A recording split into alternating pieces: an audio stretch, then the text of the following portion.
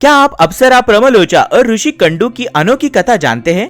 गोमती नदी के किनारे ऋषि कंडू घोर तपस्या में लीन थे। उनकी साधना से इंद्र भयभीत हो उठे।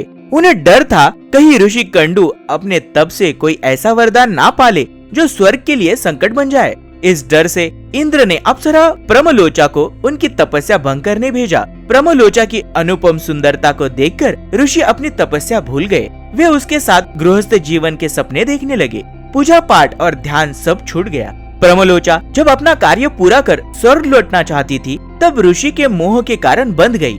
वह उन्हें नाराज करने से डरती थी, क्योंकि ऋषि का श्राप उसके लिए विनाशकारी हो सकता था। समय बीतता गया और एक दिन ऋषि कंडू को पूजा का ध्यान आया। उन्होंने प्रमलोचा से कहा कि वे पूजा करने जा रहे हैं। यह सुनकर प्रमलोचा चकित रह गई। उसने कहा, आप इतने वर्षों से मेरे साथ गृहस्थ जीवन जी रहे हैं, अब अचानक पूजा का ध्यान कैसे? ऋषि हैरान होकर बोले, तुम तो आज सुबह ही आई हो, मैंने पूजा कब छोड़ी? तब प्रमलोचा ने सच्चाई बताई कि वह आज सुबह नहीं बल्कि पूरे 907 वर्षों से उनके साथ है।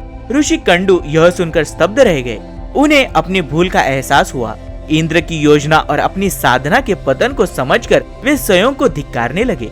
इसके बाद ऋषि ने प्रमलोचा को विदा किया और कठोर तपस्या में लीन हो गए।